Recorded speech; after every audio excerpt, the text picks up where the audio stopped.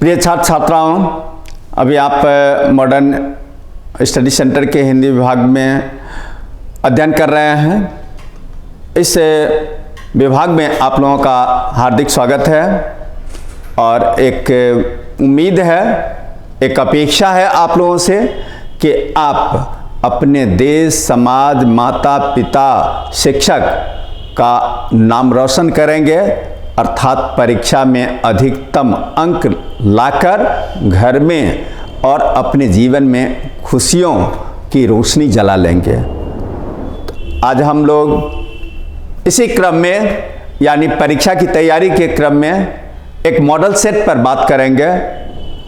हमारा model set 4 होगा। 3 model set आप लोगों को पहले बता दिया गया है, एक और मॉडल सेट अभी दिया जा रहा है। तो हम शुरू करते हैं एक आशा, उम्मीद, अपेक्षा के साथ कि आप लोग निश्चित रूप से देश, समाज, परिवार और मेरा भी नाम रोशन करेंगे। तो पाठ शुरू करें। लेखक के अनुसार बातचीत का सर्वोत्तम तरीका क्या है? लेखक के अनुसार बातचीत का सर्वोत्तम तरीका क्या है? तो इसका उत्तर होगा अपने आप से बात करना, अर्थात मौन साधना करना। बातचीत अर्थात सी हो जाएगा इसका उत्तर। अपने आप से बात करने का मतलब हुआ मौन साधना करना। हम अपने से बात करेंगे, यह बातचीत का सर्वोत्तम तरीका। रोज कहानी के प्रमुख पात्र का नाम बताएं। रोज कहानी के प्रमुख पात्र के रूप में मालती है, बी देखेंगे। अर्धनारीश्वर शीर्षक हिंदी साहित्य की कौन सी विधा है?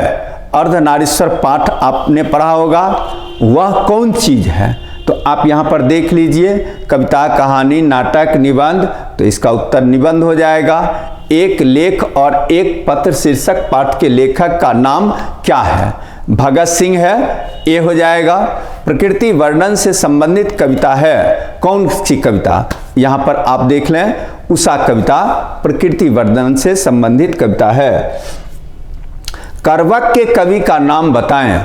करवक के कवि का नाम आपने पढ़ा होगा, कविता में पहले पाठ का ही नाम है करवक है, और उसके कवि का नाम हुआ मलिक मोहम्मद जायसी। यहाँ पूरा नाम नहीं देकर संक्षेप में नाम दिया गया है, तो जायसी इसका उत्तर हो जाएगा। सी, इनमें से कौन सी रचना जयप्रकाश नारायण की है?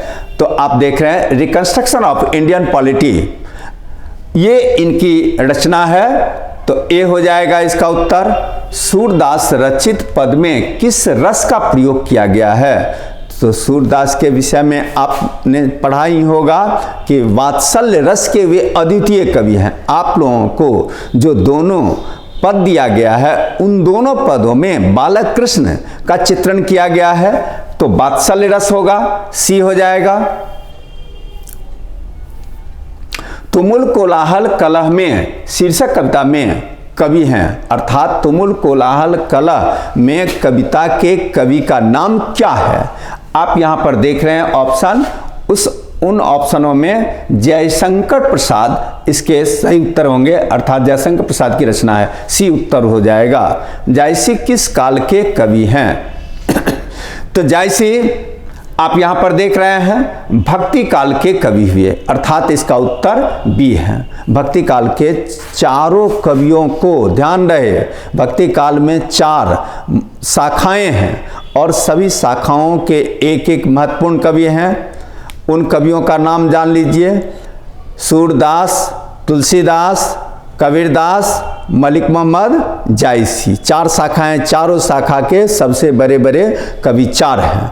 तो भक्ति काल इसका सही उत्तर हो जाएगा, क्योंकि जायसी भी भक्ति काल के एक शाखा के सर्वोत्तम कवि माने गए हैं, यानी प्रेमाश्रय शाखा के, निर्गुण प्रेमाश्रय शाखा के सबसे बड़े कवि, अर्थात भक्ति काल, ये हो जाएगा उत्तर। शिवराज भूषण किसकी रचना है? शिवराज भूषण नाम से ही स्पष्ट है, यहाँ पर आप ध्यान देंगे तो भूषण लगा हुआ है, तो भूषण हो जाएंगे, सी हो जाएगा। आपकी पाठ्य पुस्तक में नाभादास रचित छप्पे किन 2 कवियों के बारे में है? तो नाभादास की जो रचना छप्पे है उसमें पहला छप्पे कबीरदास पर है और दूसरा सूरदास पर है। आप देख लें सूरदास और कबीरदास कौन है, तो बी, तो इसका उत्तर बी हो जाएगा। मालती के पति का नाम क्या था? मालती के पति का नाम माहेश्वर। आप देखें माहेश्वर कहां पर है, सी हो जाएगा। तुलसीदास किस शाखा के कवि हैं? तुलसीदास आप यहां पर देख लें, आपको अभी तुरंत बताया गया है चारों शाखा का नाम, तो तुलसीदास राम भक्ति शाखा के कवि हुए। ध्यान रहे सी इसका उत्तर हो जाएगा। भगत सिंह का जन्म 1907 में हुआ, सी हो जाएगा। आकाश शब्द का पर्यायवाची, आकाश शब्द का पर्यायवाची क्या है? आप यहां पर देख रहे हैं तीनों आकाश का पर्यायवाची है, अंत में सभी है, तो डी हो जाएगा। अंधकार शब्द का विलोम, अंधकार शब्द का विलोम, आप देखिए अंधकार है तो उसका उल्टा क्या हो जाएगा, तो अंधकार का विलोम प्रकाश हो जाएगा, तो ए हो जाएगा इसका उत्तर। दिन शब्द का विशेषण क्या होगा? दिन शब्द का विशेषण दैनिक होगा, बी हो जाएगा। लंबोदर शब्द कौन सा समास है? लंबोदर शब्द बहुब्री समास है। आप यहां पर बहुब्री देखें, बी हो जाएगा। अत्यधिक में कौन सा उपसर्ग है? तो अति उपसर्ग है, बी हो जाएगा। अन्वेषण का संधि विच्छेद अनु जोड़ एसन हो जाएगा, ए हो जाएगा। पुत्री का पर्यायवाची बेटी होगा, सी हो जाएगा। उन्नति का विलोम, उन्नति का उल्टा क्या होगा? अवनति हो जाएगा, सी हो जाएगा। भवन का संधि विच्छेद भो जोड़ अन, देख लीजिए बी है उत्तर। राजा का पर्यायवाची, राजा का पर्यायवाची नृप होगा, ए हो जाएगा। 9 2 11 होना मुहावरे का अर्थ, 9 2 11 होना मुहावरे का अर्थ होगा भाग जाना, बी हो जाएगा। इसके बाद आप देखें दानवीर शब्द में कौन सा प्रत्यय है? प्रत्यय पूछा जा रहा है, तो आप यहां पर देख रहे हैं वीर हो जाएगा, तो ए इसका उत्तर हो जाएगा। संगम का संधि विच्छेद समजोर गम, समजोर गम हो जाएगा, ए हो जाएगा। पहले जो पहले जन्मा हो तो स्वाभाविक रूप से पहले जन्म लेने वाला अग्रज होगा और पीछे जन्म लेने वाला अनुज होगा, तो आप यहां ऑप्शन में देख लीजिए अग्रज ए में है, तो ये ए हो जाएगा। आगे है खटिया शब्द का लिंग निर्णय कीजिए। खटिया शब्द स्त्रीलिंग है, ए हो जाएगा। नयन का संधि विच्छेद होगा ने जोड़ अन, तो बी में आप देख रहे हैं यह, तो बी उत्तर होगा। मछली का पर्यायवाची क्या होगा? मछली का पर्यायवाची मीन होगा, ए। आपने सुना होगा मीना अवतार, विष्णु भगवान का एक अवतार है मछली के रूप में, तो मीना अवतार, तो इस तरह आपने मीन शब्द को जान लिया।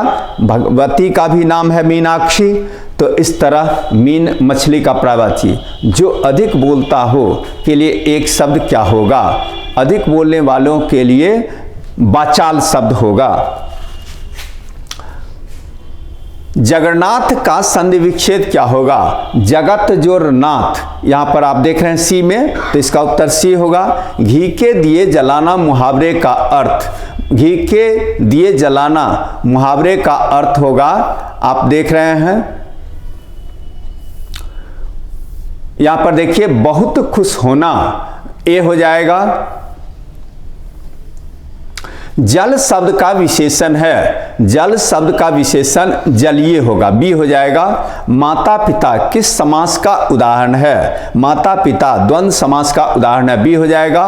अंगूठा दिखाना मुहावरे का अर्थ होगा अपना काम निकालना, सी हो जाएगा।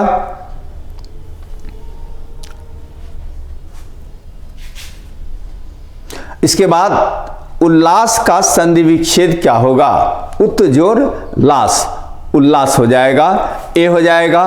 तुर्की शब्द में कौन सा प्रत्यय है? तुर्की शब्द में तुर्क मूल शब्द है, ई प्रत्यय होगा तो यहाँ पर सी हो जाएगा। मुट्ठी गर्म करना मुहावरे का अर्थ है, मुट्ठी गर्म करना मुहावरे का अर्थ है रिश्वत देना, सी हो जाएगा। भगवान कृष्ण किस कवि के पूज्य थे?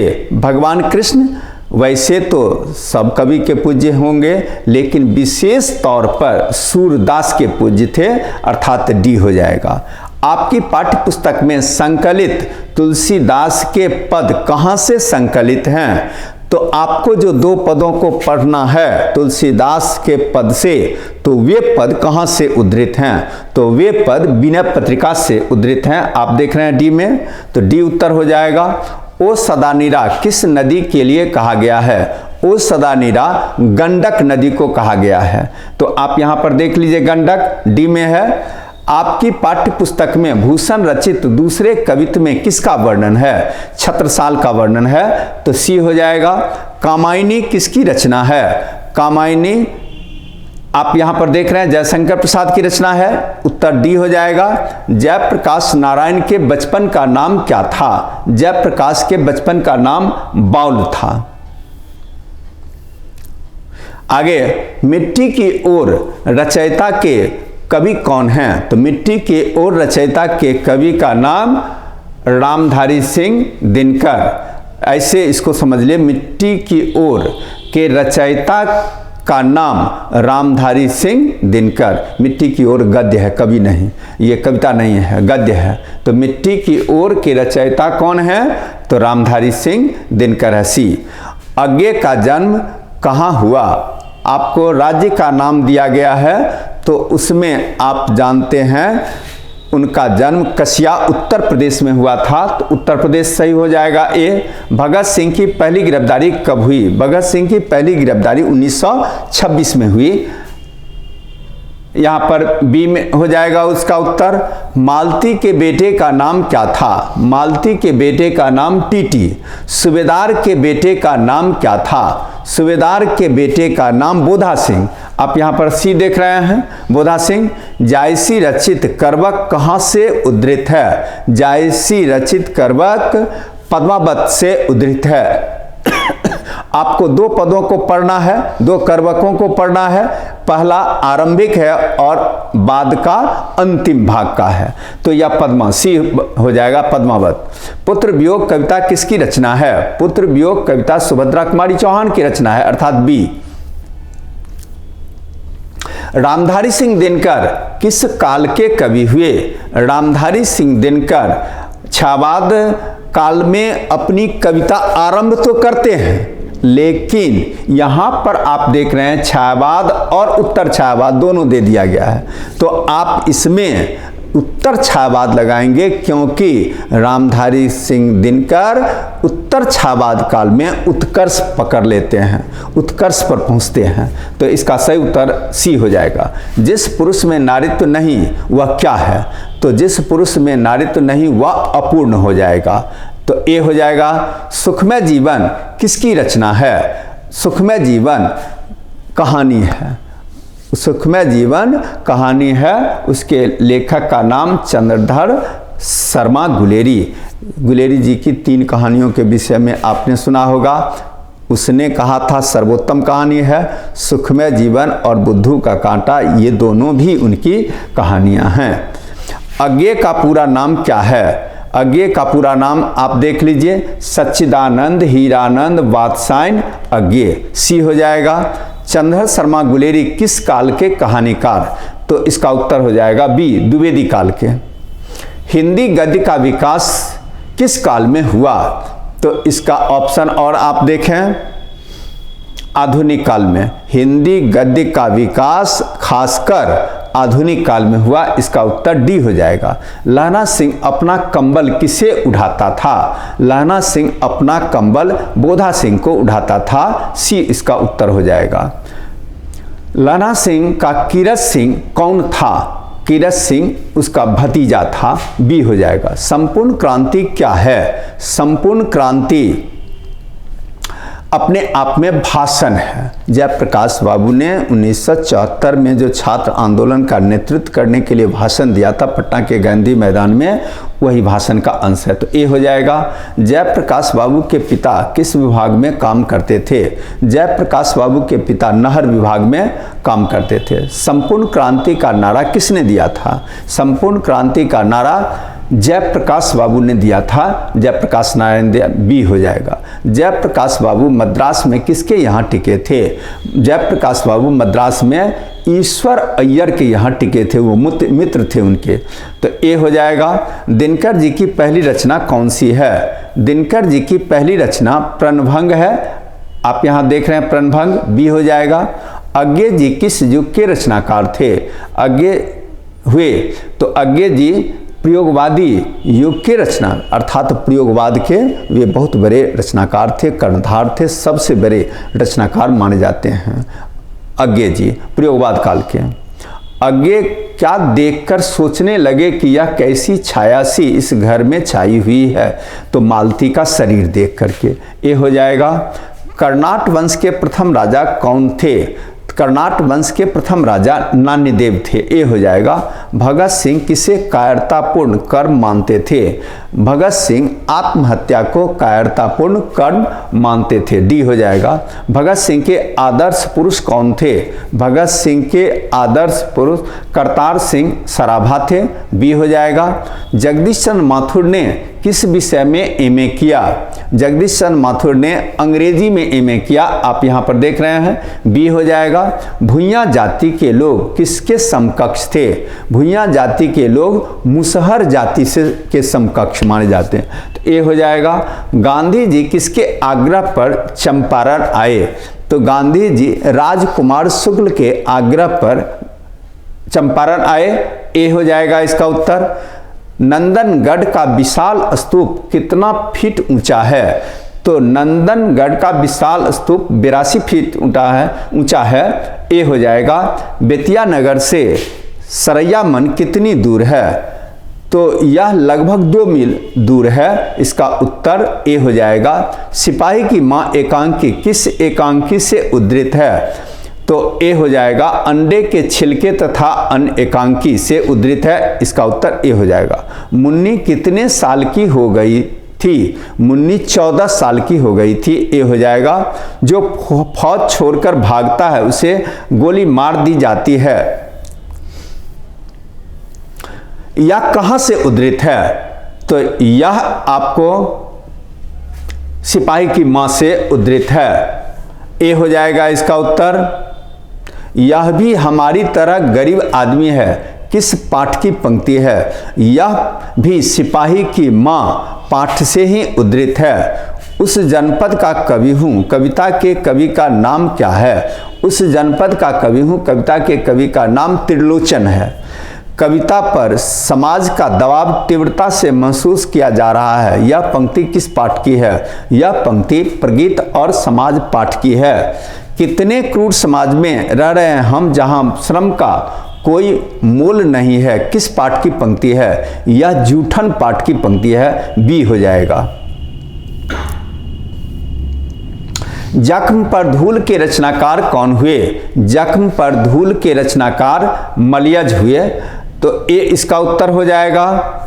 एक कलाकार के लिए निहायत जरूरी है कि उसमें आग हो और वह खुद ठंडा हो। यह पंक्ति किससे उद्धृत है? यह हंसते हुए मेरा अकेलापन पाठ से उद्धृत है। तो इसका उत्तर डी हो जाएगा। ज्ञानेंद्र पति को किस रचना पर साहित्य अकादमी पुरस्कार मिला? उनको संशयात्मा पर 2006 में साहित्य अकादमी पुरस्कार मिला। तो इसका उत्तर बी हो जाएगा। ज्ञानेंद्र पति किस प्रशासनिक पद पर कार्यरत थे? ज्ञानेंद्र पति कारा अधीक्षक के पद पर थे। बिहार पब्लिक सर्विस कमीशन से गए हुए थे, सिलेक्टेड थे और फिर उनको कारा अधीक्षक के पद पर रहना पड़ा। बड़े अच्छे पदाधिकारी के रूप में उन्होंने अपना योगदान किया और बाद में उन्होंने वॉलंटियर रिटायरमेंट भी ले लिया। तो अर्थ छोड़िए, सीधे आपको याद रखना है बी, कारा अधीक्षक। अशोक वाजपेयी का मूल वास स्थान कहाँ है? अशोक वाजपेयी का मूल वास स्थान सागर। खिला हुआ फूल क्या है? आप इसका ऑप्शन देखें तब आप उसका उत्तर देंगे। खिला हुआ फूल पदबंध है, क्योंकि आप यहाँ पर जो देख रहे हैं उसमें पदबंध ही है, तो खिला हुआ फूल एक पदबंध है। बहुत थोड़े व्यक्ति ही वास्तव में क्रांति के जनक होते हैं, किस पाठ से उद्धृत है? तो यह शिक्षा पाठ से उद्धृत है, ए हो जाएगा। क्रांति करना, सीखना और प्रेम करना, ये तीनों पृथक पृथक प्रतिक्रियाएं नहीं है। यह पंक्ति किस पाठ की है? तो यह पंक्ति भी शिक्षा पाठ से ही उद्धृत है। विशेषण के कितने भेद होते हैं? तो विशेषण के 4 भेद होते हैं। चारों का नाम जान लीजिए। गुणवाचक, संख्यावाचक, परिमाणवाचक और सार्वनामिक विशेषण, ये 4 होते हैं। हृदय शब्द कौन लिंग है? हृदय शब्द पुल्लिंग है। वचन के कितने भेद होते हैं? तो वचन के 2, एक वचन और बहुवचन। महाशय कौन समास है? महाशय कर्मधारय है। अनाथ कौन समास है? आप ऑप्शन आगे देखें। अनाथ नए समास है। अपने मुंह मियाँ मिट्ठू बनना मुहावरे का अर्थ क्या होगा? तो अपनी प्रशंसा खुद करना, तो ये है। और फिर ये पाठ आपका पूरा हो गया। आपकी सुविधा के लिए यहाँ पर आंसर शीट भी दिया गया है, आप देख लेंगे। आंसर शीट भी दिया गया है। यह पाठ आपका पूरा हुआ। पाठ पूरा करने के लिए इतने देर तक पढ़ाई करने के लिए आप लोगों को बहुत बहुत धन्यवाद। एक आशा उम्मीद के साथ कि आप परीक्षा में बढ़िया से बढ़िया अंक लाकर देश समाज का नाम रोशन करेंगे। इसमें मेरा भी स्वार्थ है कि इससे मेरा भी नाम होगा। तो अब ये पाठ समाप्त होता है। अगले पाठ तक के लिए धन्यवाद। अलविदा।